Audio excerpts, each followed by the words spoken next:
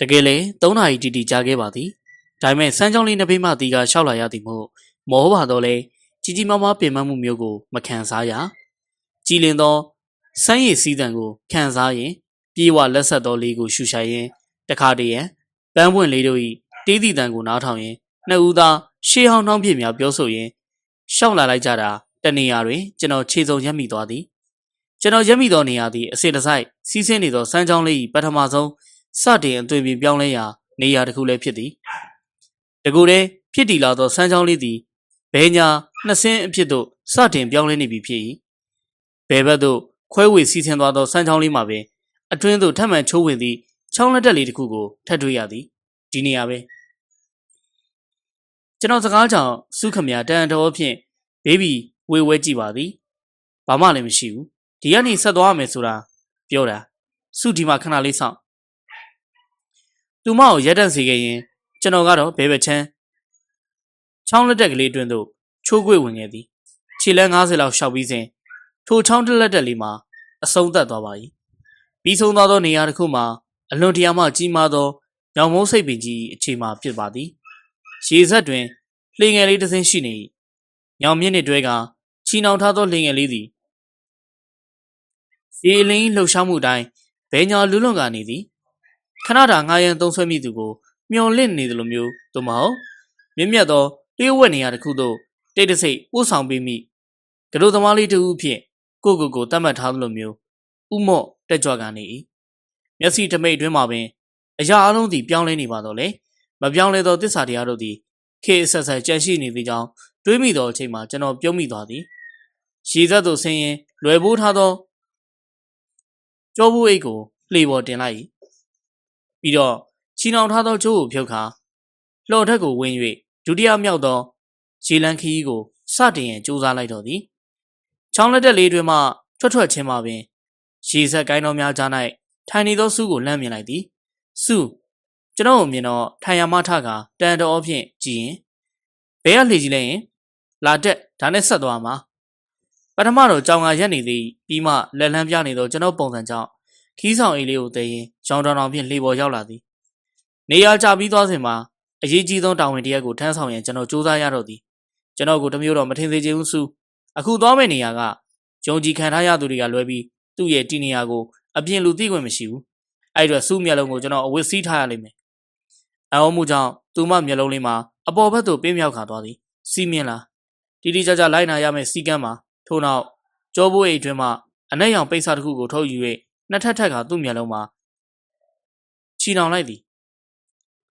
ကျွန်တော်ပြုလုပ်သမျှငြိမ်သက်စွာခံယူနေသောသူမသည်ယခုချိန်မှာတော့ကလေးငယ်တူလိုအပြစ်ကင်းလွန်းနေပါ၏စိတ်ချရသောအနေထားတစ်ခုရောက်စဉ်မှာကျွန်တော်ခီးကိုစတင်သည်မျက်လုံးကိုအဝတ်စည်းလျက်မလုံးမချက်ထိုင်နေသောသူမအားခရီးကတော်တော်သွားအောင်ပါစုဘာမှမမြင်မဲ့အတူတူအညောင်းညာပြီးခဏလောက်အိတ်လိုက်ပါလားကို့တခုလောက်မေးလို့ရမလားမေးလေအခုသွားနေတာစမ်းချောင်းရဲ့ဘယ်ဘက်တစ်ခုစီကိုလားညာဘက်တစ်ခုစီကိုလားယင်ကျွန်တော်ပြောလိုက်မိသလားမသိဟက်ခနဲတစ်ချက်ရရင်ကျွန်တော်ပြန်လဲအဖြေပေးလိုက်မိသည်ကကျွန်တော်လည်းမသိဘူးသူမနှက်ခမ်းကိုမဲ့သည်မဖြေတော့လေအိတ်ထားပေါ့ကွာချစ်စွဲမှုရာဖြင့်ခီးဆောင်အိတ်ကလေးကိုခေါင်းရင်သူမခက်ဆောင်ဆောင်လှည့်သွားပါသည်တကယ်တော့ယခုလိုလူသူမနီတွန်းတဲ့ကြီးတဲ့တွင်တစ်ချိန်ကချစ်ခဲ့မှုသောမိန်းကလေးကိုတင်ဆောင်ရင်းလှေလေးတစ်စင်းနဲ့ခီးဆက်ရလိမ့်မယ်လို့ကျွန်တော်ဘယ်တော့မှမတွေးထင်ခဲ့မိဘူးအပြင်မှာမိုးတွေဝုန်းတိုင်းချင်းရွာသွန်းနေကြပြီတစ်ချက်ပောက်ကွဲအော်ဟစ်လာသောမိုးချင်းတန်တွေကထိတ်လန့်တုန်လှုပ်နေသောသူမရဲ့စိတ်စဉ်ကို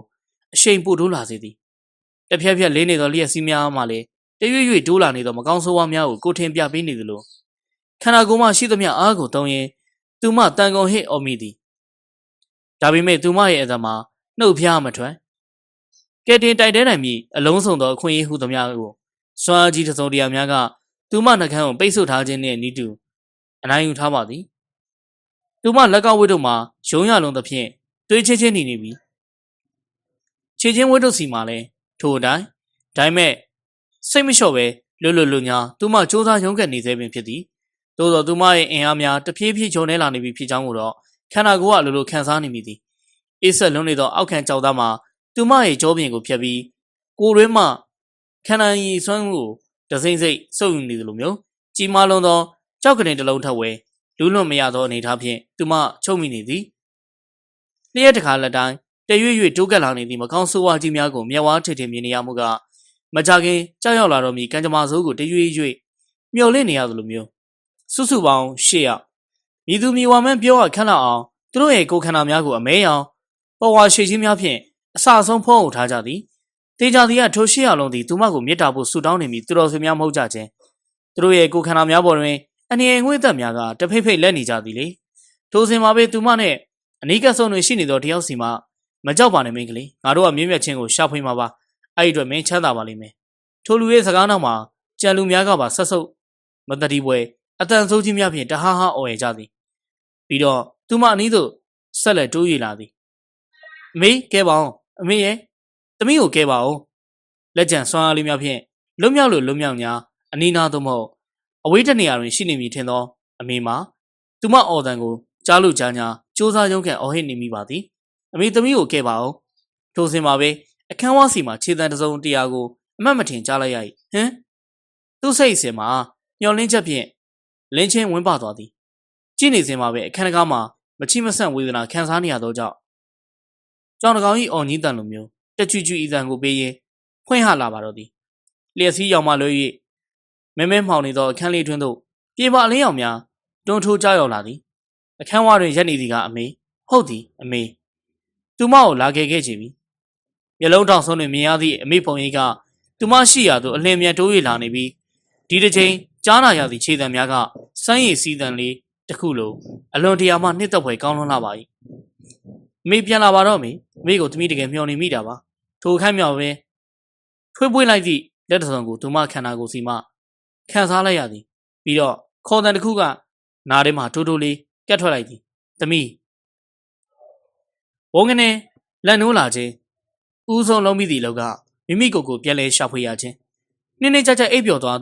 းသူတို့၏ထုံးစံတိုင်းလွန်ခဲ့သောအသိဉာဏ်ကိုပြန်ရဖို့စက္ကန့်ချို့ကြာအောင်သူမစောင့်လိုက်ရပါသည်ပြီးခဲ့သောတစ်ချိန်ကသူမသည်လှေတစ်စင်းပေါ်မျက်လုံးအဝတ်စည်းလျက်ပါလာခဲ့သည်ပြီးတော့အိပ်ပျော်သွားခဲ့သည်ယခုအကြေမက်ခဲ့ဘူးသောအိမ်မဆိုးကိုပင်ပြန်လဲမြင်မှန်ရင်နိုးထလာခဲ့သည်ကိုပြန်ရှာတွေ့သွားစဉ်ပထမဆုံးမေးမိသည့်မိကုန်းကငါဖယ်ရောက်နေရလေအချင်းဒီကိုဆန်းစစ်တော့နူးညံ့နှွေးထွေးသောအိမ်ရာတစ်ခုပေါ်လုံခြုံစွာသူမရောက်ရှိနေသည်နေကြီးဖျားဖျားကပြတင်းတကားမှတဆင့်အခန်းတွင်းသို့လင်းချင်းဝင်ရောက်နေသည်တောက်ပနေသောပြင်ဆင်ကိုကြည့်ုံဖြင့်တံမိုးကြီးတင်များဖြင့်တိဆောက်ထားသောအခန်းတစ်ခုဖြစ်ကြောင်းရိပ်စားမိသည်ဗီဒီယိုစပွဲမိရိပ်အဝတ်စင်စသဖြင့်အခန်းတစ်ခုနှင့်လျော်ညီသောအသုံးဆောင်များမှလည်းအထားသူကြားနာစွာရှိနေပါသည်ဒါဟာကိုခေါ်လာခဲ့သည့်ထူးဆန်းသောနေရာတစ်ခုဆိုတာများလားဒါဆိုကိုအောင်ဘယ်မှာလဲထိုင်ရမထရင်ပြတင်းတကားကိုဖွင့်ကြည့်လိုက်တော့မျက်စိတစ်စုံရှည်လျားသည့်စပြည့်ခင်းကြီးကိုတန်တော်မြင်လိုက်ရပါ၏နောက်ခံမှာမှိုင်ညွတ်နေသောတောင်တန်းကြီးရှိနေသည်လှလိုက်တာကွယ်စပြည့်ခင်းထဲတွင်ခမောက်ပြားဆောင်းထားသောလူတူလုံးလုံးနေသည်စပြည့်ခင်းနှင့်အိမ်ကြားတွင်တဘာဝရတီရှိနေသောရှည်မျက်စိမြုပ်ယုံသာစမ်းပေါက်လေးတစ်ခုကွေ့ပတ်စီးဆင်းနေကဘယ်တော့မှမတူသောအသက်ရှူခြင်းသည်သူမ၏ခန္ဓာကိုယ်ကိုသွေးသေးဖြင့်လှည့်ပတ်စေသွားခဲ့သည်အခန်းလေးကပတ်ကြည့်မိတော့နိုင်ရန်မှာလက်ရမြင့်ပကြီးကားများချိတ်ဆွဲထားသည်ကိုမြင်ရပြန်၏အဝတ်စင်တွင်သူမယူလာခဲ့သောအဝတ်ထည်နှင့်အသုံးဆောင်များအစီအီရှိနေပြီးကြည်မှန်တွင်ပေါ်နေသည့်သူမပုံရိပ်မှာကဒီနေ့စူးငယ်သည်မနေ့ကစူးငယ်နှင့်ဘာမှမထူးခြားတကားဖုံးဝင်ခြင်းမှာပင်မွေးပြန့်သောရန်တစ်ခုကတိုးဝင်ရောက်ချိလာသည်ပထမတော့အမွေးနဲ့သာတိုင်လိုမျိုးရင်မွေးပေါင်တာလိုမျိုးထင်ခဲ့မိသေးသည်သို့သောရန်နက်မှာထူးခြားသည်မို့တေချာဆန်းစစ်ကြည့်တော့ဆောက်လုပ်ထားသောအိမ်တစ်သားရန်နက်ဖြစ်နေသည်ဘာတင်မျိုးနဲ့များဆောက်လုပ်ထားပါလေအိမ်ရဲ့ဘော်တက်မှာအိမ်တစ်လုံးရဲ့ရှိသင့်ရှိရမှုများအတိုင်းဖျားကန်စာကြည်ကန်လေသာကန်စသဖြင့်ရှိနေပါသည်ထူးခြားသည်ကတိမ်လုံးသူမတစ်ယောက်မှလွဲ၍တိတ်ဆိတ်နေခြင်းဖြစ်သည်လှေကားတိုင်းအောက်ထပ်သို့ဆင်းလာခဲ့တော့အော်သမီးတော်နိုးလာပြီပဲလာသမီးထွက်အတော်ကော်ဖီဖြော်ထားတယ်ပေါင်မုံလေးလည်းမိခင်ထားတယ်တခါမှမရောက်ဘူးသောဒေသစိမ်းတစ်ခုတွင်တခါမှမမြင်ဘူးသည့်မိမကြီးတူကသူမအားကော်ဖီတောက်ရန်ဖိတ်ကြားနေရာအနေငယ်တော်ကြောင်းအန်းဖြစ်သွားမိသည်အသက်က40ဆုံဆုံအနေတော်ရက်ဖြင့်အသားရည်လက်ကသပင်ရှိကိုနောက်ဖက်မှနန်းဆက်ဆန်ထုံးဖွဲ့ထားသည်ဝါဖြင့်ရက်ထားသည့်တောင်ပူလေးများကိုရှေ့မှစီချပြီးထိုထဲမှခုဆွပီဇာစပြည့်သီးများကိုစက်ကူပုံးတွင်အစီအီထည့်ကတိတ်ဖြင့်ပိတ်နေသည်သူမလောက်ကင်နေပုံကရိုးရိုးလေးပင်ဖြစ်တော်လဲတိကျတည်တက်ကတမျိုးတမီကြည့်လို့ကောင်းနေပါ၏အတော်နာမည်ကိုငုဝါလို့ခေါ်တယ်အတော်တို့လည်းမရဒီဒေသမှာစပြစ်ဆိုင်တယ်ဒီ ဒီကိုအဦးဆုံးရောက်လာတဲ့ဧည့်သည်တိုင်းလို့အထောက်အိမ်မှာပဲတဲကြတာများတယ်ကိုချမ်းချင်းရောချင်းကိုလို့ခေါ်တော့ပြီးကမှသတိရပြီးနာမည်ပြည့်စုံဖြင့်မေးမိသည်ဘာကြောင့်မှမသိသူမမေးကြောင့်ဒေါ်နုဝါမှာစဉ်းစားသလိုငြိမ်သွားပြီးတစုံတရာကိုသတိရသွားလို့မျိုးဆရာကိုပြောရနေတူတယ်ခုချိန်ဆိုဆရာစာကြည့်တိုင်းမှာရှိလိမ့်မယ်မနေ့ကယူလာတဲ့စာအုပ်တွေဒီနေ့မနက်စင်းသွင်းရမယ်ထင်တယ်ဆရာမရှိလေဘာမှမစိုးရိမ်ပါနဲ့ဒီဒေသမှာသမီးကိုအနေပြုမဲ့သူမရှိပါဘူးဒီကလူတွေကကိုလုံးမဲ့အလောက်ကလွဲပြီးတခြားကျန်တာစိတ်ဝင်စားကြအောင်ကိုဆန်ထားတဲ့ room model ပုံကိုလွဲပြီးဘသူအကြောင်းကိုမှကောင်းနေမထဲကြအောင်အခုမှရောက်လာတဲ့အတွက်လည်းအစိမ့်သက်သက်ဖြစ်မနေပါနဲ့ကိုရဲ့ကိုရွာလိုပဲသဘောထားဟုတ်လားဟုတ်ကဲ့ဘာရင်ညာရင်မသိတော့လေရင်ကျေးမှုရသူမခေါင်းငိတ်ကဲလိုက်မိပါသည်ပြီးတော့ကျမဘယ်လိုလုပ်ပြီးပေါ်တဲ့ခန်းထဲရောက်နေရလဲမနေ့ကသမီးခီးတော်ပင်မလာတယ်တင်နေဆရာလက်ထဲမှာပဲအိပ်ပျော်ပြီးပါလာတာဆရာလည်းမနှိုးရက်လို့ထင်ပါရဲ့ဂရေမော်တင်ပြီးသူတဲမဲ့နေအောင်ထွက်သွားတယ်ကျန်တာတော့အတော်ပဲလုပ်ပေးခဲ့တာပါဒါဆိုအခုရောက်နေတာကဒေါ်နုဝါမှာအံ့အားသင့်တယ်လို့မောကြည့်လာသည်ဆရာပြောပြမထားဘူးလားပြောတော့ပြောပါတယ်တဲတဲခွဲခွဲတော့မဟုတ်ဘူးထူးခြားတဲ့နေရာဆိုလားထူးဆန်းတဲ့နေရာဆိုလားပဲဒေါ်နုဝါပြုံးသွား၏အဲ့လောက်သိထားရင်ဖြစ်ပါတယ်တကယ်တော့အမည်နာမထက်အနှစ်သာရအရေးကြီးတာလေကဲပါအဲ့ဒါလေးမစင်စားနဲ့နောက်တော့တဖြည်းဖြည်းသိလာပါလိမ့်မယ်တနေ့လုံးလဲခီးပန်းလာတညလုံးလဲအိတ်ထားတော့စာနေရော့မယ်ကော်ဖီနဲ့ပေါင်မုံလေးစားပါအောင်ကျမရေချိုးချင်သေးတယ်ဒီတော့မှဒေါ်နုဝါမှာအချင်းတွေကိုသဘောပေါက်သွားပုံရပြီးဟုတ်ပြီသားပဲစိတ်ပန်းလူပန်းဆိုတော့သမီးအိတ်ခမ်းထဲမှာပဲရေချိုးခန်းရှိတယ်စိတ်လေးသွားချိုးလိုက်အတော်စောင့်နေမယ်ဒါနဲ့ပဲသူမအပေါ်ထက်သို့ပြန်ထက်ခဲ့လိုက်သည်ပြီးတော့ပင်မနှွမ်းနေသောခန္ဓာကိုယ်ကိုရေးရေးဖြင့်အချိန်တော်ကြောင်တက်ရှင်းလက်ဆက်စီလိုက်သည်ပေါ်ပဝင်စားလေးကအောက်ထပ်ပြန်ဆင်းလာခဲ့တော့မူလနေရာမှာဒေါ်နုဝါကိုတွေ့ရပါ၏လာသမီးကော်ဖီပူတုံးလေးတောက်လိုက်ပါအောင်အကောင်းဆုံးရတာကိုရဖို့အတော်လုံးနိုင်သလောက်အဆွမ်းကုန်လုံးလာပြထားပါတယ်စပွဲတွင်ထိုင်ကကော်ဖီပကံကိုလှမ်းယူတော့ကျွေသားမတစ်စင်ပူငွေခံစားမှုကိုရရှိသည်အလိုတရာမှမွေးပြန့်သောကော်ဖီဖြစ်ပါသည်ဒါပေမဲ့ကော်ဖီတစ်ခွက်ဖြော်ခြင်းသည်တစ်တပင်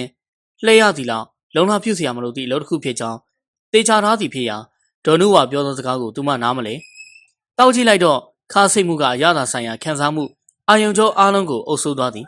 ကော်ဖီစစ်သည်အရသာကောင်းသည်စိတ်အာယုံကြည်လင်သည်ဒါပေမဲ့တကယ်အရသာရှိသည်ကတောက်နေသောကော်ဖီထက်ဒေါ်နုဝါနှုတ်မှဆက်လက်ထွက်ပေါ်လာသောစကားတို့ပင်ဖြစ်ပါသည်ဒီဒေသမှာနေထိုင်တဲ့လူတွေအားလုံးနီးလက်ခံထားတဲ့တခုရှိတယ်အဲ့ဒါလူဆိုတာကိုရှာဖွေဖော်ထုတ်ရတဲ့တတ်တော်ပါပဲလူဟာဆုံးမရှိရောဖွံ့ဖြိုးမှုဖြစ်စဉ်တည်းရပဲလူဟာဘာဖြစ်ရမယ်ဆိုပြီးကြိုတင်သတ်မှတ်ပြီးသားမဟုတ်ဘူးလူကသူဖြစ်ချင်တဲ့သူဖြစ်ရမယ့်ကိစ္စကိုကိုယ်တိုင်ပုံဖော်ရတဲ့တတ်တော်ပါဒါရီဟာအပါဝင်အတော်ပါဝင်ဒီဒေသမှာရှိကြတဲ့လူတွေလက်ခံထားတဲ့အတွေးခေါ်ပဲသူမခေါင်းချင်းမိနေသလားခေါင်းခါမိနေသလားမသိကွယ်တေချာတီကတော့နားဆိုင်ထောင်နေမိခြင်းဖြစ်ပါသည်ဒီမှာတော့မိမိကိုယ်တိုင်သာအရှင်သခင်မိမိကိုယ်တိုင်သာဖန်ဆင်းရှင်ပဲရှင်သခင်လို့လက်ခံထားတဲ့အတွက်ရှင်သခင်နဲ့လျော်ညီတာတွေလုပ်ကြတယ်ဘာတွေလဲဆိုတော့အကောင်းဆုံးတွေကိုဝယ်လုပ်တယ်အကောင်းဆုံးတွေကိုပဲရှာဖွေတယ်အကောင်းဆုံးတွေကိုစုဆောင်းတယ်အကောင်းဆုံးသောຢာတွေကိုကိုးကွယ်တယ်ဒါဟာနောက်တနည်းအားဖြင့်ပြောရရင်တော့မိမိကိုယ်ကိုမိမိလေးစားသွားခြင်းတစ်မျိုးပါပဲကော်ဖီဖြော်တယ်ထမင်းချက်တယ်တစ်ပင်စိုက်တယ်ဒါတွေဟာလူတိုင်းလုပ်နိုင်တဲ့အလုပ်တွေပါဒါပေမဲ့ခံယူချက်မတူတဲ့အတွက်လုံနည်းလုံဟန်မတူတော့ဘူးအားထုတ်မှုခြင်းမတူတော့ဘူးစေတနာမတူတော့ဘူးအဲ့ဒီခါမှာရလက်တွေကလည်းကွဲကုန်တော့တယ်ကိုယ့်ရဲ့ရလက်ဟာတခြားသူတွေအတွက်လည်းအကောင်းဆုံးဖြစ်ချင်မှလည်းဖြစ်မယ်ဒါပေမဲ့ငါလုံးနိုင်သလောက်အကောင်းဆုံးလုပ်ခဲ့ပါလားဆိုတဲ့အသည့်ငါစွမ်းရည်တွေအဆင့်မြင့်ဆုံးထုတ်သုံးခဲ့တယ်ဆိုတဲ့လက်ပြလုံးနေမှုဟာကိုအဆင့်မြင့်လူသားတဦးအနေနဲ့အတိမတ်ပြုနေခြင်းတစ်မျိုးပါပဲ။ကင်ထားသောကော်ဖီကော်လေးမှာလက်ထဲမှာပင်ပုံမိုလေးပင်သွားသလိုခန်းစားမိသည်။တောက်နေစေကော်ဖီနဲ့မတုမထရသေးသည့်ပေါမုံမီးခင်လေးများကိုလည်းပုံမိုတန်မိုးထားမိလာသည်။ထိုစဉ်မှာပဲအိမ်ရှိစီမှာခေါင်းလောင်းသီးတန်ကိုကြားလိုက်ရ၏။အော်ဈေးလဲတောင်လာပြီပဲ။တူးတဲ့ရေယူရင်ထုံနုဝါကအဖုံးပိတ်ထားသောစပစ်သီးပုံလေးများကိုတစ်ခုနဲ့တစ်ခုထပ်ခါမနိုင်မနှင်းချီမှသည်။ကျမဝိုင်းကူပေးမယ်လေ။ထုံနုမောင်ကကြည်သာစွာပြောရင်းလုံနိုင်တဲ့လောက်လေးတော့ကိုအားကိုကူပြရစီကွယ်ပြီးတော့အင်းရှိစီထွက်သွား၏ဘာရင်မို့သူမလည်းနောက်မှလိုက်ပါသွားမိသည်တခါမှထွက်ချင်းမြင်ရသောအရာတစ်ခုကြောင့်သူမအံ့ဩသွားရသည်ဈေးလဲဆိုတော့လေအမှန်တော့နောက်တွဲပါဆက်တက်ရင်တစည်းပါအသက်လက်ပိုင်းလူတူးသည်မောင်းထင်လာပြီးထိုလူမပင်ဒေါ်နုဝါလက်တွင်းမှစက်ကူပုံများကိုကူသေးပြီးနောက်တွဲပေါ်မှနေရာလို့တို့ချပြီးသည်နောက်တွဲပေါ်မှအရာများကိုအနီးကပ်မြင်ရတော့သူမမျက်လုံးပြူးသွားရ၏ဈေးငယ်လေးတစ်ခုလားစုံလင်လှပါသည်အဝိတ်ထဲအသားငါအတီးရွက်အချောက်ချမ်းစုံလင်လှသည်ဒေါ်နုဝါသူမဘက်လှည့်ပြီး ငါးစားတယ်မလားသမီးဟုတ်စားပါတယ်ဘာမှမသိပဲကြောင်ရမ်းအဖြစ်သူမအဖြေပေးလိုက်ပြီးတော့ဒေါ်နုဝါငါးနှကောင်စီတပလင်းငရုတ်ချက်သွန်နဲ့ဟင်းခတ်မွေးကြံများကိုနောက်တွဲပေါ်မှာရွေးယူသည်ရပြီကျန်တာတွေအိမ်မှာရှိသေးတယ်စကားဆုံးစဉ်မှာမောင်းနေသူကဆက်ကိုနှိုးရင်းသူမတို့ရှေ့မှထွက်ခွာသွားသည်သူမကြောင်ကကြည့်နေပြီးတော့ဒီဒေသမှာပတ်ဆက်မသုံးကြဘူးသမီးတူးနဲ့တူတိမ်နဲ့တိမ်သူ့ထွက်ကုန်ကိုထွက်ကုန်ဒီလိုပဲလဲလဲသုံးကြတယ်။အော်အန်အောချင်းဆိုသည်မှာဤရာကိုခေါ်ပါသည်ဟုယခုမှပင်သူမသေချာသိတော့သည်ဒေါ်နုဝါဘီးဖို့ကြောင့်သူတန်းဝင်ကလှုပ်ရှားရှိရာကိုမနေမနာလှုပ်ဆောင်ပါသည်နှစ်ဦးရှိသည်နဲ့တဦးမှအလုတ်ကိုစုလက်တစ်ခုလာအားကျိုးမဲ့တဲ့လှုပ်ဆောင်နေသည်ကိုမြင်တော့သူမမှာအလိုလိုနေရင်တင်ငယ်လာရသည်ပြီးတော့ကိုယ့်ကိုယ်လည်းသတိရမိပါသည်တာဝန်ယူခေါ်လာပြီးဒေတာစိမ့်မျက်နှာစိမ့်များကြားယခုလိုပြစ်ထားခြင်းသည်သဘောရိုးမှဟုတ်ပါလိမ့်စားအန်အောဖို့ခေါင်းတွေကတိုက်ဆိုင်လုံးနေသောဒေါ်နုဝါ၏စကားဖြစ်သည်ဆရာကဒီမှာအလုပ်များတယ်မတော်ထင်တော့သူဒီကိုလာပြစ်လိုက်မယ်မဟုတ်ဘူးဒီလိုလုပ်ပါလားဒီကနေ6မိုင်လောက်ဝေးတဲ့စီမှာစိတ်ဖြေကမ်းမဆိုတာရှိတယ်အတော်လမ်းညွှန်လိုက်မယ်အဲ့ဒီကိုသွားလိုက်ပါလားစိတ်ဖြေကမ်းမဟုတ်တယ်ကိုချမ်းချင်းရဲ့အဲ့မှာရှိမှာလားမပြောတတ်ဘူးအဲ့ဒီကိုသွားလို့သမီးအကျိုးမရုပ်တော့မှာတော့သိကြတယ်အနေမြင့်နဲ့ခလုတ်ကသင်းသောမြင်းနီလန်းလေးတစ်ခုဖြစ်ပါသည်ထိုလမ်းလေးပေါ်တွင်စပိန်လေးတစ်စီးကတရိပ်ရိပ်ပြေးနေသည်တောင်ပေါ်မျိုးလေးတွင်စီးခဲ့မှုသောဆိုင်ကယ်လောက်လိုရခီးသို့သူမကိုအလင်းမြန်ပို့ဆောင်မပေးနိုင်တော့လဲစပိန်နေရသောရတာယခုချိန်မှာသူမကိုတမျိုးတစ်မီကြည်နူးစေပါသည်ခရီးတစ်ခုရောက်ပြီးချိန်မှာအရှင်ဒေါ်နုဝါပြောစကားများသည်စနစ်တကျတီကုန်းထားသောအမတ်တရားတို့ဖြစ်ကြောင်းတဖြည်းဖြည်းသိလာပါ၏ခရီးတစ်လျှောက်စိုက်ခင်းနှင့်ဝင်းမြူရေးချံတော်တော်များများကိုသူမတွေ့ရသည်လုပ်ငန်းခွင်ဝင်နေကြသောဒေသခံယောက်ျားမိန်းမများကိုလည်းမြင်ရသည်သို့တော်ရောက်ခဲ့ဘူးသောအရက်ဒေသများလိုဧည့်သည်မျက်နှာစိမ်းရောက်လာသည့်အတွက်အင်ရှင်တို့မှအာယုံမများသူမလိုမိန်းကလေးတူသူတို့နီးမှဖြတ်သွားသည့်တိုင်စိတ်ဝင်စားခြင်းမရှိကို့လူသားကိုအာယုံဆိုင်ပြီးလုံနေကြသည်ဒါသည်ပင်မိမိအလုပ်ပေါ်မိမိလေးစားတက်လုံးကြသောဤဒေသ၏အထူးယူပွဲဒလေးတစ်ခုပဲလားတနေရာရောက်တော့စိတ်ပြေကမ်းမသို့ညွှန်ပြထားသောဆိုင်းဘုတ်လေးတစ်ခုကိုမြင်ရသည်ထိုလမ်းလေးတိုင်းချိုးခွေလာခဲ့ပြီးတောင်းအောင်ချမှာစိတ်လန်းလွန်းလာပါသောတစ်ပင်ကြီးငယ်ချိုးကသူမကိုစီးကြုံနေခဲ့ပါပြီထူးဆန်းသည်ကတိုက်ခတ်လာသောလေမအစလက်ဆက်အေးမြလာခြင်းဖြစ်သည်တောင်နှန်းဆန်သောရက်သို့စပိန်လေးတစ်စီးဖြင့်သူမဝင်ရောက်လာခဲ့ကြပြီရှေ့စီတွင်တရိပ်ရိပ်မြင့်တက်လာသောတောင်ကုန်းချိုးခွေများကိုမြင်ရ၏သူမအတွက်အားသာသည်ကစီးနှင်းလာသောစပိန်လေးမှာဝန်ယုံရလေပေါ်ပါလာနေခြင်းဖြစ်သည်သို့တော်ကြီးမားသောအတားအဆီးများနှင့်ကြုံရချိန်မှာတော့လမ်းမှာဆုံးမိဖြစ်၏ရှေ့စီတွင်ပုံသဏ္ဍာန်မျိုးမျိုးနှင့်ရှိနေသောကြောက်တုံးကြောက်ဆောင်များမှာလမ်းထွေမရအောင်ပင်တားဆီးပိတ်ဆို့ကနေကြပြီတစ်ပင်ကြီးငယ်များလည်းဂျိုကြားရှိနေပြန်ရာသူမတူးတဲ့ဖြတ်တန်းရံပင်ခက်ခဲကနေပါ၏ဤရာသီစိတ်ဖြေကမ်းမမြင်ရသောပုံသဏ္ဍာန်တို့ရကမ်းမတစ်ခုနှင့်မတူတာတော့သိကြသည်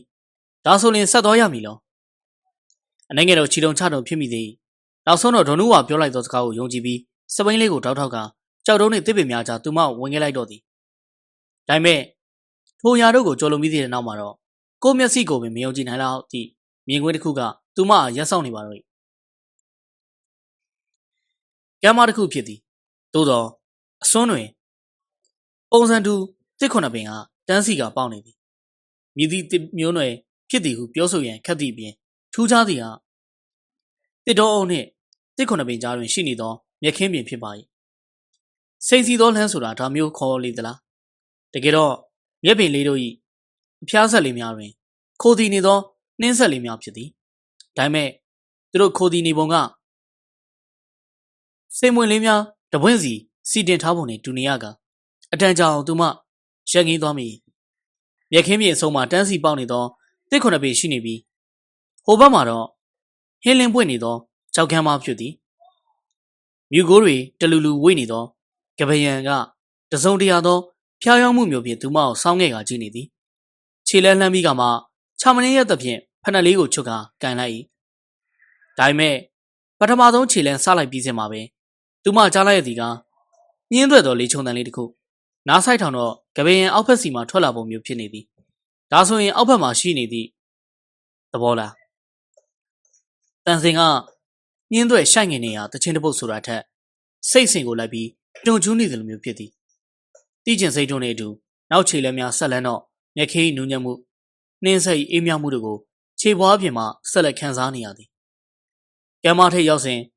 အောက်ဘက်ကိုငုံကြည့်တော့မြူကုန်းငွေများကြားတသွင်သွင်စီးဆင်းနေသောစမ်းချောင်းလေးကိုမြင်ရ၏လေချုံတန်ထပ်ပေါ်လာသည့်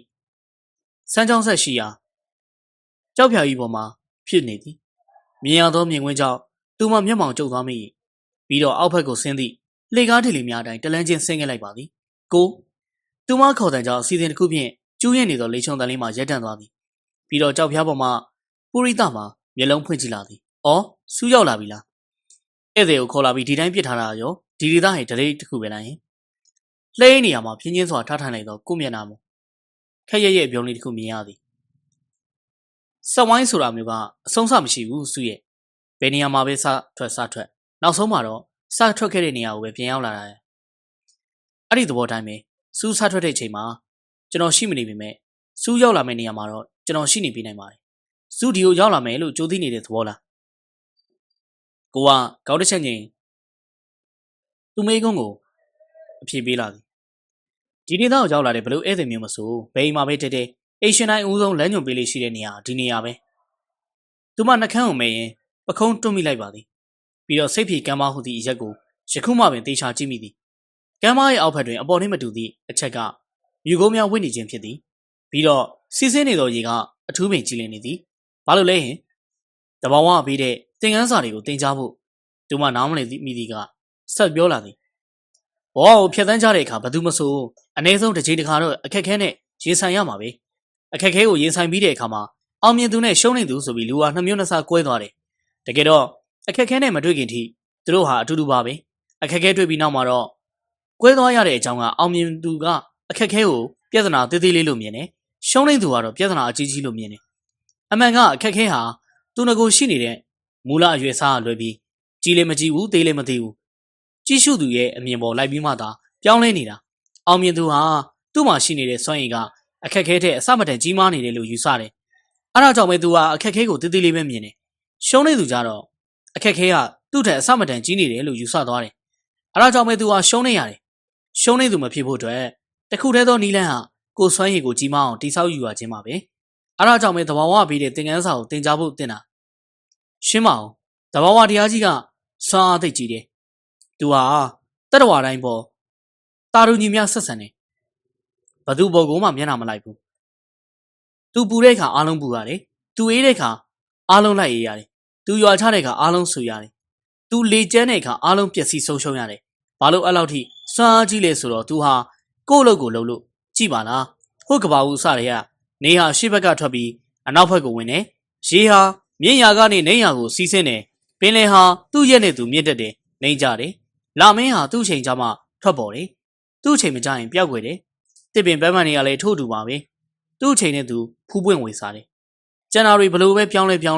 တဘာဝတရားကြီးရဲ့တစ္ဆာတရားတွေကမပြောင်းလဲသေးဘူးသူတို့တစ္ဆာရှိလုပ်နေကြတယ်အဲဒါကြောင့်ပဲစွမ်းအားကြီးကြတာကျွန်တော်တို့လူတွေမှာလည်းစွမ်းအားကြီးခြင်းတဘာဝတရားကြီးလို့ကျင့်ကြံရမယ်အရေးကြီးဆုံးကတော့ကိုယ်နဲ့မဆိုင်တာတွေခေါင်းထဲကဖယ်ထုတ်ကိုယ်လို့တာကိုယ်လို့ဖို့ပဲကိုပြောသောစကားတွေကနားတွင်မှတစ်စင်နှလုံးသားစုတိုင်အောင်စီးဆင်းဝင်ရောက်သွားသည်မှတ်ဉဏ်တွင်မမေ့အပ်ဟုခေါင်းစဉ်တက်သိမ်းဆဲထားသောဆန္ဒတစ်ခုကိုလည်းလှုပ်နိုးသလိုဖြစ်သွားခဲ့ပါ၏ဟုတ်ပြီသည်ကိုယ်လို့တာကိုယ်လို့ရမည်လေဘလို့တင်ယူရမှာလဲလာဒီကြောက်ဖြာပေါ်တက်ပြီးရင်မျက်လုံးမိတ်ပြီးလှဲလိုက်အရင်ဆုံးရည်စည်းတံကိုကြားလိုက်မယ်အထွေးတော့မရှိပဲအဲ့ဒီတံကိုနားထောင်ပါအဲ့ဒီခါမှာစူးရဲ့စိတ်တွေကြည်လင်လာလိမ့်မယ်စက်ကူသာဖြူနေရင်ဘာကြောင်ရေးတောက်တယ်လို့ပေါ့စူးရဲ့စိတ်သာကြည်လင်လာခဲ့ရင်အလိုရှိရာဖြစ်လာလိမ့်မယ်အခက်ခဲဆိုလဲဖြည့်ရှင်းဖို့နီးလန်းပေါ်လာမယ်ရည်ရွယ်ချက်ဆိုလဲအောင်မြင်ဖို့အတွက်ရှောက်ရမယ်လဲမြင်လာလိမ့်မယ်ဟုတ်လားခေါင်းချင်းပြလာတော့ကိုယ့်ရဲ့ဟန်ကယောက်ျားဆန်လုံးတော့လဲသူမစိတ်မှာချစ်ဆွဲမှုရလေးဖြစ်နေသည်သူမကြောက်ဖြာပေါ်အာယူကတက်လိုက်သည်ပြီးတော့ကိုပြောသောစကားတိုင်းစမ်းချောင်းကိုဥကောင်းပြု၍လှဲ့အိတ်ချလိုက်ပါသည်ကောင်းကင်သည်အထူးကြည်လင်နေ၏ထိုကြည်လင်မှုလေးကိုပမာပြုရင်းမျက်လုံးလေးကိုမိတ်ဆင်းတော့ခဏတွင်းမှာပင်ဆိုင်းရည်စည်းတံကမူလားရှိနေသည့်ထက်ပုံမိုကျေလောင်လာသည်ပြီးတော့ဘလို့လဲဆိုင်းရည်စည်းတံကျေလာတယ်ပြီးတော့ရောပတ်ဝန်းကျင်ကအတန်တွေကိုအသေးစိတ်ကြားလာရတယ်အဲ့ဒါတွေကိုမောင်းထုတ်တော့စိတ်ကတဖြည်းဖြည်းကြည်လင်လာတယ်အဖြေတွေ့ကြလားအဖြေကရှိပြီးသားပါမုံမှန်ဖို့နဲ့အဆုံးထိလုပ်ဖို့ပဲလို့လားအဖြေရှာသလိုကိုယ့်ရဲ့အကြည့်များသူမထံရောက်လာ၏ဟုတ်လားကိုစီမှာတပြင်းချတန်ကိုကြားပါသည် စူလိုကအခုဘဲသွားကြမှာလဲစာကြီးတိုက်ခေါ်သွားမလို့ဒီတိုင်းပဲသွားကြမှာလားသူမမေးကုန်းကိုနားမလဲဒီတိုင်းပဲစပိန်ကြီးတွန်းပြီးသွားကြမှာလားလို့မေးတာဒီတော့မှတွန်းနေသောစပိန်ကိုငုံကြည့်ရင်အရေတဝက်ဖြင့်သူ့တွန်းရတာလည်းမဟုတ်ဘဲနဲ့ဟုတ်တယ်လေသူမတွန်းရပေမဲ့ကိုတွန်းနေရသလိုမေးတာအဲ့လိုဆိုလဲစီးပြီးပဲသွားကြတာပေါ့ကိုနင်းသောစပိန်လေးပေါ်၌သူမထိုင်စည်းခွင့်ရနေခြင်းမှာဖျားပေးလက်ဆောင်တစ်ခုဖြစ်ကောင်းဖြစ်နိုင်ပါသည်တစ်ချိန်ကတော့သူမမောင်းသောဆိုင်ကယ်လေးပေါ်၌ကိုကိုတင်ခေါ်ရင်းမြို့တစ်ပတ်ပတ်ခဲ့ဘူးသည်အချိန်တွေကုန်တာမြန်လွန်းလာ၏ထို့အတူအချိန်တွေမှာလည်းအပြောင်းလဲကြီးပြောင်းလဲခဲ့ရကြပြီလေဒါစာကြည့်တိုက်ပဲစပိန်ပေါ်မှာဆင်းသင်းချင်းသူမမြင်လိုက်ရတာကတထက်တိုက်ပူလေးတစ်လုံးသာဖြစ်သည်စာကြည့်တိုက်ဟုလည်းဆိုင်းဖို့တက်မတာအရွယ်စားမှလေသူမတို့မျိုးလေးမှာစာကြည့်တိုက်တဲ့ပင်ကြီးဟန်မတူဒီလိုဆိုတော့သူမအထွေးထဲတွင်အနေငယ်ဇဝေဇဝါဖြစ်သွားမိသည်ဒီလောက်စာကြည့်တိုက်လေးတွင်ဘာများထူးဆန်းတာရှိနေလို့သူမကိုခေါ်လာရတာပါလေကိုကစပိန်ရက်ခါအတွင်းသို့ဥဆောင်ဝင်သွားသည်အထဲရောက်စင်မှာသူမအံ့ဩသွားရပါသည်စာကြည့်တိုက်ဆိုတော့လေစောင်းထုတ်ပြီးမတွေ့ရစပွဲတစ်လုံးနဲ့စောင်းထူကြီးတို့ကိုတဲကြီးမဲကြီးဖတ်နေသောအသက်30-35အရွယ်အမျိုးသမီးတူးသာရှိသည်သူမတို့ကိုမြင်တော့အမျိုးသမီးကမျက်မှန်ကိုပင်ကပြုံးပြ၏ဧည့်သည်ကိုလိုက်ပြတာလားဆရာဟုတ်တယ်မထို့နောက်ကိုကသူမဖက်သို့စောင်းခဲ့ကြည့်လာစုကိုဦးတီသွားသေးသောနေရာကပိတ်ထားသောတကားတစ်ချက်ဖြစ်ပါသည်သူမကြောင်ငေးကရက်နေပြီးတော့စပွဲမအမျိုးသမီးကလိုက်သွားဟုသည့်သဘောအမူအရာလုပ်ပြသည်ကိုကတကားကိုဆွဲဖွင့်လိုက်ထိုအခါအောက်ဘက်သို့ဆင်းသည့်လှေကားတစ်ခုဘွားကနေပေါ်လာသည်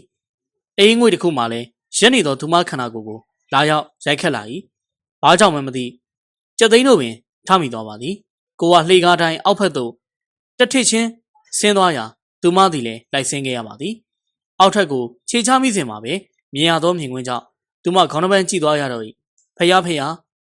ဤမြကြီးကျယ်ဝန်းသောစာကြည့်တိုက်မျိုးကိုတသက်နှင့်တကူသူမမမြင်ဘူးခဲ့စာအုပ်စင်များကလူ2ရက်3ရက်မကပင်မြင်ကမျက်စိတစုံရှည်လျားနေသည်စာအုပ်တွေဆိုမြင်မကောင်းထိုစာအုပ်စင်များရှေ့မှာလူ12ဦးကစပွဲကိုစီဖြင့်တန်းစီကထိုင်နေသည်ဟိုဘက်ကစာဖတ်ခန့်မှန်ကြီးကာထားသည်ဖြစ်ရာကိုညွန်ပြသောအရက်တွင်စာထိုင်ဖတ်နေကြသောအရွယ်ဆုံးလူငယ်များကိုသာအတိုင်းသားမြင်ရသည်ဤဒေသအလူတွေဒီလောက်တောင်စာဖတ်ကြသလားကိုကဒါစာကြည့်တိုက်ပဲဟိုးနောက်ကစာအုပ်တွေကစာကြည့်တိုက်ဖြစ်သလိုဒီရှိမှထိုင်နေလူ12ဦးကလည်းစာကြည့်တိုက်ပဲရှင်သူမနားမလည်သလိုဖြစ်သွားမိသည်စူးနားမလည်ဘူးဒီလိုသူတို့12ယောက်ဟာဒီစာကြည့်တိုက်တစ်ခုလုံးကိုစားပြုထားတယ်ပြီးတော့သူတို့တူးချင်းစီမှာအထူးပြုထားတဲ့ကိုပိုင်ဘာသာရက်တွေရှိတယ်ဥပမာဆိုပါတော့လူတူကအကြောင်းအရာတစ်ခုကိုအရေးတကြီးသိချင်တယ်ဒါပေမဲ့အဲ့ဒါကိုသိနိုင်ဖို့စာအုပ်ရှာဖတ်ရလောက်တဲ့အချိန်မပေးနိုင်ဘူးအဲ့လိုအချိန်ခါမျိုးမှာသက်ဆိုင်ရာပုဂ္ဂိုလ်ရှိကိုသွားပြီးသိချင်တဲ့အကြောင်းအရာကိုမေးမြန်းနိုင်တယ်ဖရားကြီးသူမမျက်လုံးပြူးသွားမိသည်ဒါဆိုသူတို့ကဒီစာကြည့်တဲ့ကြီးတစ်ခုလုံးအာဂုံဆောင်ထားတယ်ဆိုတဲ့သဘောလားအာဂုံဆောင်တယ်ဆိုတာထက်ရေဘူးရသဘောခြုံငုံမိထားတာမျိုးပါအမှန်တော့သူတို့ဟာ21ရာစုရဲ့ဉာဏ်ကြီးရှင်နေလေအဲ့လိုဖြည့်ပေးခြင်းအပြင်စာဖတ်သူမှာအချိန်ကုန်သက်တာတယ်သိကျင်တာကိုချက်ချင်းသိရတယ်ဒါကမှမကျေနပ်လို့ထက်သိကျင်တာလေးတွေရှိရင်သက်ဆိုင်ရာစာအုပ်တွေရှိရာစာအုပ်စဉ်အခရာစဉ်အညွှန်းစာအုပ်နံပါတ်တို့ကိုပါတခါလေးလမ်းညွှန်ပေးတယ်ဒါပေမဲ့ဒီဒေသလူတွေကအရေးကြီးကြောင်းရာလွယ်ပြီးကျန်တာတွေကိုတော့ကိုယ်တိုင်ပဲရှောက်ဖေးမှတ်ကြတာများပါတယ်ကိုကြရင်လေတကယ်ရောမှန်လာရင်သူမမေကုန်းကြောင့်ကိုကနှက်ခမ်းကိုတွန်းကွေးရင်ပြောရင်အဲ့ဒီတန်တရားမျိုးမဖြစ်လာအောင်ကိုပဲသူတို့တွေဟာကိုဖော်ထုတ်ထားကြတယ်စူးသိကျင်တာရောမေးကြည့်လို့ရလားရတာပေါ့အေးစစ်စစ်မေးပါကျွန်တော်ဟိုဘက်ခန်းထဲမှာစာဖတ်ရင်းစောင့်နေမယ်ထို့နောက်ကိုကသောပါဟုသည့်သဘောလက်ဟန်ပြရင်သူကိုယ်တိုင်ကမှန်တကားကိုတွန်းဖွေး၍တစ်ဖက်ခန်းတွင်သို့ဝင်သွားသည်ထိုင်နေသောလူ12ဦးကိုကြည့်ပြီးသူမအတန်းချအောင်ရက်နေမိပါသေးသည်မြည်သူစီသွားမှမသိပထမတဦးရဲ့ဇပွဲပေါ်တွင်ဘာသာရေးကိုးကွယ်မှုနိုင်ငံရေးဆိုင်ရာဟုတစိမ့်ကတ်ထားသည်နောက်တဦးမှာကတမိုင်းရည်ကြီးမှုအစစ်စစ်ပြောင်းလဲမှုဆိုင်ရာဟုရေးထိုးထားပြီးတတိယတဦးမှာကစီဝါရေးစိုက်ပျိုးမွေးမြူရေးဤပညာနောက်တဦးကဥပဒေပြုရေးတရားစီရင်ရေးတိဆောက်ရေးငါးရောက်မြောက်မှာကသင်ကြားရေးနှင့်အမှုပညာဖြစ်နေသည်ထို့သောဖြင့်လူထူးချင်းစီမှာစိတ်ဝင်စားဖွယ်ဘာသာရပ်တွေရှိနေပါ၏အဆုံးထိအောင်သူမသွားကြည့်လိုက်သည်ထူးခြားစီက12ဦးတွင်9ဦးမှမျိုးသားဖြစ်ပြီးကျန်5ဦးကအမျိုးသမီးများဖြစ်နေသည်အသက်30ကျော်မှစ၍80ဝန်းကျင်ထိပါဝင်နေရာအရေးချင်းသည်အသက်အရွယ်နှင့်မဆိုင်ပဲကြိုးစားအားထုတ်မှုနှင့်သာသက်ဆိုင်ကြောင်းလက်တွေ့ကျစွာသူမတ သိမြင်နေသည်အရင်ဆုံးတမိုင်းရည်ကြီးမှုနဲ့အစစ်အဆင့်ပြောင်းလဲလာမှုဆိုင်ရာဟူသောဇပွဲတွင်သူမဝင်ထိုင်လိုက်သည်ဇပွဲနောက်မှပုဂ္ဂိုလ်ကခက်မှန်းချေ35ဝန်းကျင်လောက်သာရှိအောင်မည်ဒါပေမဲ့သူ့ရဲ့ရင်းချက်နေမှုကမျက်နှာမှာထင်ရှားပေါ်လွင်နေသည်ကျွန်တော်ဘာကူညီပေးရမလဲဒီဒေတာအကြောင်းကိုကျွန်မသိချင်တယ်အမှန်ပြောတော့မြို့ဆိုတဲ့စကားတစ်ခုနဲ့တင်လုံလောက်ပါတယ်အမှန်ပြောတဲ့မြို့အတိအကျပါပဲသူမပခုံးတွန်းလိုက်မိပါတယ်ဒီမြို့ကမြန်မာနိုင်ငံမှာမြေပုံထဲမှာရှိနေရလားတားမြစ်ထားတဲ့မိကုံဖြစ်နေတဲ့အတွက်ကျွန်တော်ဖြေပေးနိုင်ခြင်းမရှိပါဘူးနှကန်းကိုတွန့်ကွေးကသူမပြောလိုက်မိသည်ဒါဆိုဘယ်ခေတ်ဘယ်ခါကလေးကဒီမြို့ဟာရှိနေခဲ့တာလဲအဲ့လောက်တော့ကျွန်မသိလို့ရနိုင်နေမလား1885နိုဝင်ဘာ29ရက်အရှင်တစ်ပါးပါတော်မူပြီးနောက်တစ်နေ့မှာကလေးကဒီမြို့လေးဟာစတင်လာခဲ့တာပါအော်သူမထိုင်နေရမှထလိုက်ဒီထက်ပိုပြီးလေသိခွင့်ရှိမည်မဟုတ်မှန်းစိတ်ကအလိုလိုသိနေရကနောက်တနေရာပြောင်းလဲဖို့ဆုံးဖြတ်လိုက်ပါသည်ဒီတစ်ခေါက်ထိုင်မိသည့်စပွဲကဥပဒေပြုရင်တရားစီရင်တိဆောက်ရေးကရုံးစပင်ပေါက်ပေါ်တွင်ထင်ရှားသောအမားရည်ရှိနေသည်ဥပဒေရုပ်က4000ဆန်ပြီးနှကန်းတို့ပြည်နေရာပြတ်သားသည့်လက္ခဏာမျိုးကိုမြင်ရသည်အသက်က40ဝန်းကျင်ဒီမြို့မှာကျင့်သုံးတဲ့တရားစီရင်ကိုသိကျင်ပါတယ်ဒီမြို့မှာတရားစီရင်မရှိပါဘူးဘာဖြစ်လို့လဲမတရားတာမရှိလို့ပါဒါဆိုဒီမှာရေးထားတာကစပွဲမှာရေးထားသည့်ဥပဒေပြုရေးတရားစီရင်တိဆောက်ရေးဆိုတာကိုညွှန်ပြလိုက်သည်ပြည်မကြီးမှာအသုံးပြုနေတဲ့ကျင့်ထုံးဥပဒေတွေအပြည်ပြည်ဆိုင်ရာမှာအသုံးပြုနေတဲ့ဥပဒေရေးရာတွေကိုဒီကလူတွေလေ့လာလို့ရအောင်ပါဒါဆိုဒီမှာဘာရာဇဝတ်မှုမှမရှိဘူးပေါ့အနေဆုံးစင်လိန်ညာပြီးတော့တောင်စကားမပြောတတ်ကြပါဘူးဒါအမှန်ပြောတဲ့မျိုးပါပြည်မကြီးဆိုတာခမည်းလာခဲ့တဲ့နေရာကိုပြောတာပါကျမလာခဲ့တဲ့နေရာမှာလူသက်မှုကိုဘယ်လိုဥပဒေပြဋ္ဌာန်းပြီးဘယ်လိုတရားစီရင်လဲရှင့်အဲ့ဒါလေးကိုသိချင်ပါတယ်လူသက်ကိုထိခိုက်စေတဲ့ပြစ်မှုများနဲ့ပတ်သက်ပြီးရာဇသက်ကြီးဥပဒေပြဋ္ဌာန်းချက်အခန်း16မှာလူသက်ကိုထိခိုက်စေသောပြစ်မှုများပြဋ္ဌာန်းပါတယ်လူတူးတည်ဆုံးမှုမှာကဓမ္မတာတိုင်းတည်ဆုံးခြင်းခဓမ္မတာတိုင်းမို့သောတည်ဆုံးခြင်းဆိုပြီးနှစ်မျိုးပိုင်းခြားထားပါတယ်ဓမ္မတာတိုင်းတည်ဆုံးခြင်းအတွက်တော့ပြစ်မှုမမြောက်ပါဘူးဒါပေမဲ့ဓမ္မတာတိုင်းမို့သောတည်ဆုံးခြင်းမှာတော့ပြစ်မှုတွေရှိနေပါတယ်ဓမ္မတာတိုင်းမို့သောတည်ဆုံးခြင်းနဲ့ပတ်သက်ပြီး၃မျိုးခွဲခြားထားပါတယ်ကာကြီးတက်၍တည်ဆုံးခြင်းခါခွေးမိမိကိုယ်ကိုတက်တည်ရန်အားထုတ်ခြင်းဂါငယ်တခြားအကြောင်းကြောင့်တည်ဆုံးရခြင်းကာကြီးတက်၍တည်ဆုံးခြင်းဟာရာဇသက်ကြီးဥပဒေပုံမှန်300နဲ့လူသက်မှုဖြစ်ပါတယ်ပုံမှန်300နဲ့မှာပုံမှန်ခွဲ1နဲ့ပုံမှန်ခွဲ2ဆိုပြီးထပ်မံပိုင်းခြားထားပါတယ်ပုံမှန်300နဲ့1မှာမှပုံမှန်ခွဲငယ်ကာကြီးခါခွေဂါငယ်ဆိုပြီးထပ်ရှိနေပါတယ်ပုံမှန်300နဲ့1ကာကြီးသည်ထောင်ဒဏ်တစ်သက်ချမှတ်နိုင်သည့်ပြစ်မှုကိုကျူးလွန်စဉ်လူသက်မှုကျူးလွန်ခြင်းဥပမာထောင်ဒဏ်တစ်သက်ချမှတ်နိုင်သည့်မဒိမ်းမှုကျူးလွန်နေစဉ်မိန်းကလေးကိုတတ်ခြင်းပုံမှန်300နဲ့1ခါခွေသည်တင်ကူးကြံရွယ်ချက်တက်ခြင်းဥပမာတပ်ဖြတ်ရန်အတွက်ရည်ရွယ်ချက်ဖြင့်ကြိုတင်စီမံအကွက်ချတပ်ဖြတ်ခြင်းပုံမှန်300နဲ့1ကငယ်သည်ထောင်ဒဏ်9နှစ်ချမှတ်နိုင်သောပြစ်မှုကျူးလွန်စဉ်လူသက်ခြင်းဥပမာထောင်ဒဏ်9နှစ်ထိချမှတ်နိုင်သည့်ခိုးမှုကိုကျူးလွန်နေစဉ်အရှင်နိုးလာပြီးအရှင်ကိုတတ်လိုက်ခြင်းအထက်ပါပုံမှ300နဲ့1ကကြီးခါခွေးနှင့်ဂါငယ်တို့ရာပြစ်မှုကျူးလွန်ကြောင်းတန်တရားကင်းရှင်းပြီးခွေးဆက်မပြတ်သောတပ်တွေခန့်ချက်များနှင့်ပြည့်စုံလင်ကျူးလွန်သူကိုတေတံချမှတ်ရမည်ဖြင့်ငွေဒဏ်မှာချမှတ်နိုင်ပါတယ်ပုံမှ300နဲ့2သည်အထက်ဖော်ပြပါပုံမှ300နဲ့1ကာကြီးခါခွေးဂါငယ်နှင့်အကျုံးဝင်သောလူသက်မှုဖြစ်ပါတယ်အဲ့ဒီအတွက်တေတံမချမှတ်နိုင်တော့လေထောင်ဒဏ်အနည်း20ထိချမှတ်နိုင်ပါတယ်ခါခွေမိမိကိုယ်ကိုတတ်သိခြင်းမှာတော့မိမိကိုယ်ကိုမိမိတတ်သိခြင်းအားထုတ်ခြင်းနဲ့ထို့သောတတ်သိခြင်းကိုအားပေးကူညီခြင်းတို့ဖြစ်ပါတယ်ရာဇသက်ကြီးဥပဒေပုံမှ309ပါမိမိကိုယ်ကိုမိမိတတ်သိရန်အားထုတ်ခြင်းသည်ထောင်ဒဏ်တစ်နှစ်ဖြစ်စေငွေဒဏ်ဖြစ်စေဒဏ်ရာလုံးဖြစ်စေချမှတ်နိုင်ပါတယ်